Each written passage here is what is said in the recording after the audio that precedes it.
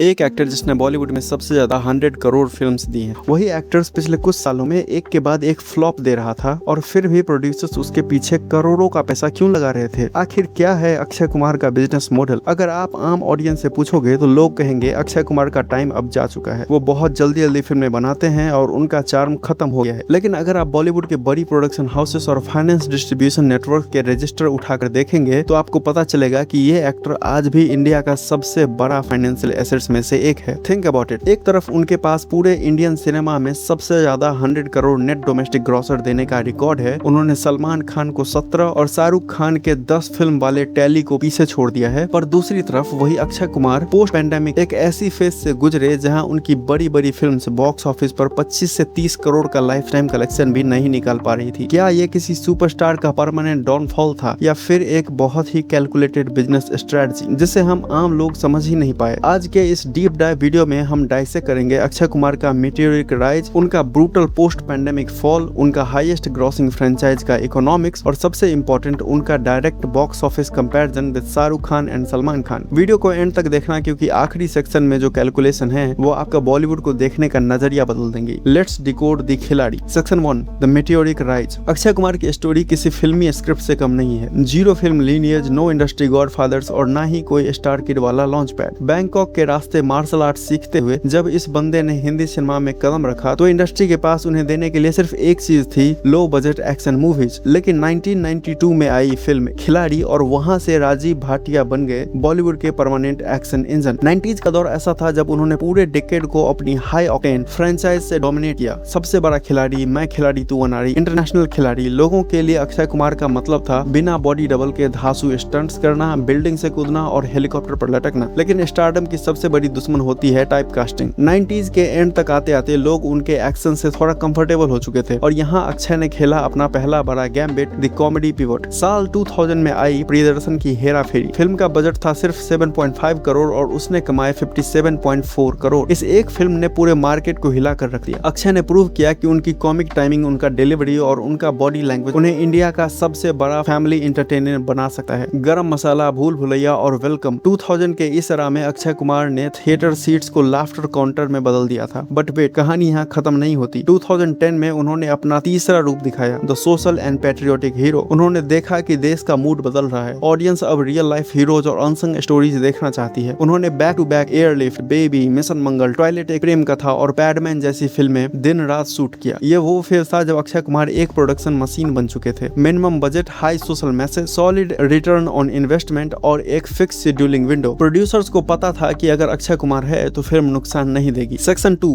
The post pandemic fall, the trap of 40 day pacing. फिर आता है साल 2020। ग्लोबल पैंडेमिक ने पूरी दुनिया को लॉक कर दिया और जब थिएटर्स दोबारा खुले तो तब तक सिनेमा का पूरा डायनामिक ही बदल चुका था और इसी डायनामिक शिफ्ट का सबसे बड़ा झटका लगा अक्षय कुमार को। एक ऐसा एक्टर जो साल में 4 से 5 फिल्में देने के लिए जाना जाता था, उनका यही सबसे बड़ा एसेट, उनका सबसे बड़ा लायबिलिटी बन गया। एक के बाद एक उनकी continuous theatrical release box office पर कलेक्ट करने में फेल होने लगी। फैंस हैरान थे, मूवीज बिल्कुल नहीं चल रही थी, पर इसके पीछे एक रीजन था। So let's break down the actual execution failures. पहला, extreme audience fatigue. Akshay Kumar का सबसे बड़ा रूल है, एक मूवी को 40 से 50 दिन में रैप अप कर देते थे। प्री कोविड दौर में टिकट प्राइसेस नॉर्मल थे और लोग हर 3 महीने में उन्हें देखने चले जाते थे। लेकिन पोस्ट कोविड टिकट प्राइसेस बढ़ गए और ऑडियंस सिर्फ उन्हीं फिल्म्स पर पैसे खर्च करने लगी जो उन्हें लार्जर देन लाइफ इवेंट लगती थी। जब हर दूसरे तीसरे महीने थिएटर में एक ही चीज मिलेगी तो लोग बोर होंगे ही। Second, zero transformation issue. Critics और हार्डकोर सिनेमा लवर्स ने एक बड़ा लूपहोल पॉइंट किया। जब आप 40 दिन में एक पूरी फिल्म शूट कर लेते हैं तो आपको कैरेक्टर के अंदर ढलने का, फिजिकल ट्रांसफॉर्मेशन का या डीप रिसर्च का टाइम ही नहीं मिलता। ऑडियंस ने साफ देख लिया कि बच्चन पांडे, सेल्फी और सरफिरा में अक्षय कुमार बिल्कुल सेम दिख रहे थे। वही ट्रिम बियर्ड, वही हेयर स्टाइल, वही टोन।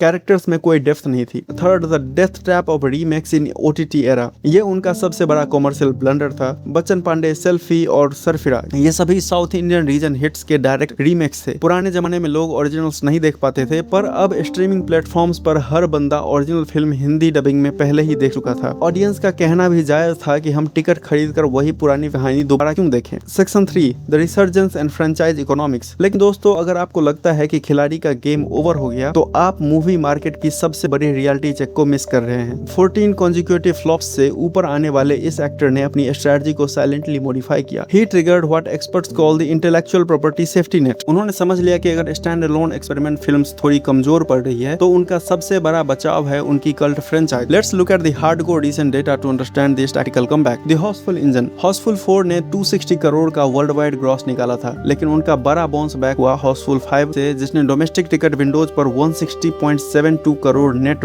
लाइफ टाइम ब्लॉकबस्टर किया और वर्ल्ड वाइड 292.5 करोड़ का ब्लॉकबस्टर बिजनेस सेटअप किया। मिक्स्ड क्रिटिकल रिस्पांस के बावजूद फ्रेंचाइज ब्रांड वैल्यू ने थिएटर्स भर दिए। The Priyadarshan collaboration. प्रियदर्शन के साथ उनका रियूनियन भूत बंगला उनके करियर का एक और बड़ा पॉजिटिव टर्न बना। This horror comedy managed a massive global gross of 247.28 crore, officially logging a clean theatrical hit status in the half yearly trade charts. The courtroom stability. Even उनकी court drama project Jolly LLB 3 ने heavy box office pressure के बीच stable momentum maintain किया और 166 करोड़ ने domestic collection secure करके एक average stable position हासिल की। अक्षय कुमार का फ्रेंचाइज इंजन उन्हें इंडस्ट्री में कभी गिरने नहीं देगा। उनका स्टारडम अब इंडिविजुअल हिट्स पर नहीं बल्कि बड़े इंटेलेक्चुअल ब्रांड्स पर चलता है। जब जब उनकी स्टैंडअलोन मूवी जैसे खेल खेल में या मिशन रानीगंज लो नंबर पर रुकेंगी, तब तब एक OMG 2, हाउसफुल 5 या भूत बंगला आकर उनके बॉक्स ऑफिस रिकॉर्ड्स को वापस ट्रैक पर ले आएगा। Section 4 the ultimate comparison, Akshay Kumar versus the Khans. अब आते हैं इस वीडियो के सबसे इंपॉर्टेंट और सबसे ज्यादा डिमांड किए जाने वाले सेक्शन पर। जब हम अक्षय कुमार को उनके सबसे बड़े कंटेम्पररीज शाहरुख खान और सलमान खान से कंपेयर करते हैं तो हमारे सामने दो बिल्कुल अलग बिजनेस मॉडल्स देखने को मिलता है। The Khans follow the mega event highest ceiling model. Shahrukh Khan या सलमान खान 1 या 2 साल में एक ही फिल्म लाएंगे, लेकिन उनका गोल होता है पूरे कंट्री को एक सिंगल पॉइंट पर लाकर खड़ा कर देना। SRK ने जब कमबैक एरा में जवान और पठान दी तो उन्होंने सिंगल फिल्म से 1100 करोड़ और 1160 करोड़ का ग्लोबल बिजनेस किया था। सलमान खान अभी तो फ्लॉप्स ही दे रहे हैं, लेकिन उनकी सिंगल फिल्म्स जैसे बजरंगी भाईजान या सुल्तान की बात करें तो 600 से 900 करोड़ का मोन्यूमेंटल मार्क टच किया था। सलमान खान और शाहरुख खान का एवरेज सक्सेस रेट 45% से 50% होता है, क्योंकि वो हर फिल्म पर बहुत लंबा टाइम इन्वेस्ट करते हैं। Akshay Kumar on the other hand follows the high frequency volume play model. Akshay Kumar का सिंपल मैथ है, उनकी कोई सोलो फिल्म अकेले 1000 करोड़ नहीं कमाएगी। उनका highest solo world wide grocer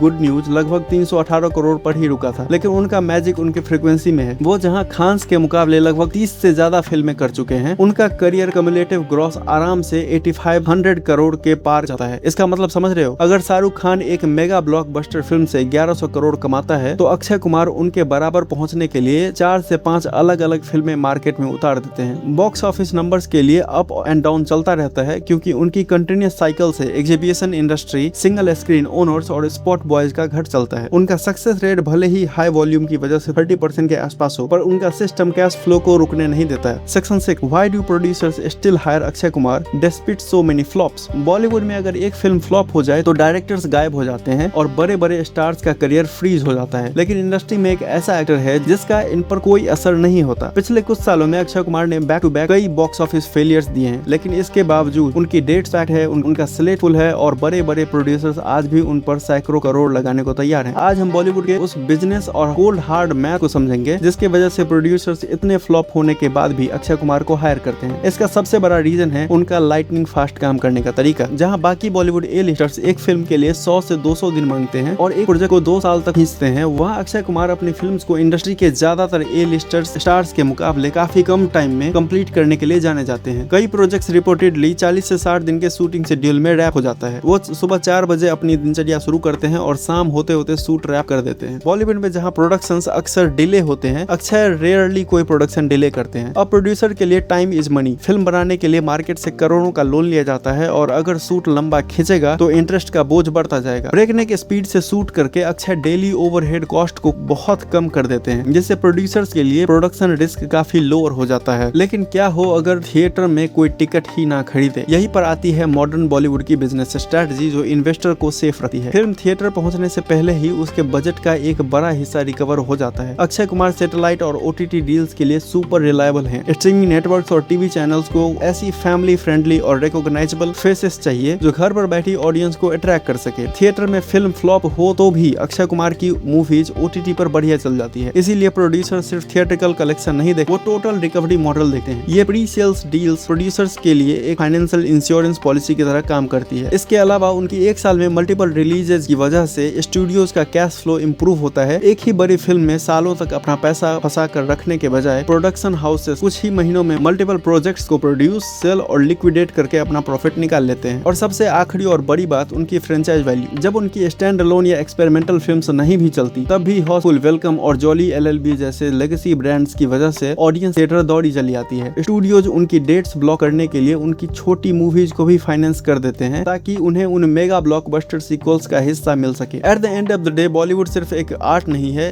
एक बिजनेस भी है। ऑडियंस एक स्टार को उसकी टिकट सेल्स से जज करती है, लेकिन प्रोड्यूसर्स एक स्टार को प्रेडिक्टेबिलिटी, लो ओवरहेड्स और गारंटीड रिकवरी से देखते हैं। और बिजनेस के इस मैट्रिक्स में अक्षय कुमार आज भी सबसे सेफ बेट है। अक्षय कुमार का करियर कोई स्टैंडर्ड या सीधा राइज एंड फॉल की नहीं है, बल्कि ये एक नॉन स्टॉप बिजनेस साइकिल है, री इन्वेंशन और सर्वाइवल का। उन्होंने बार बार प्रूव किया है कि उन्हें बॉक्स ऑफिस से आउट करना नामुमकिन है। उनके पास उनकी आइकॉनिक कॉमेडी फ्रेंचाइजेज का एक ऐसा किला है जिसे कोई सुपरस्टार टच भी नहीं कर सकता। तो इस वीडियो में इतना ही। तुम बताओ तुम्हारा क्या सोचना है इस पर। मिलता हूँ नेक्स्ट वीडियो में, तब तक के लिए बाय।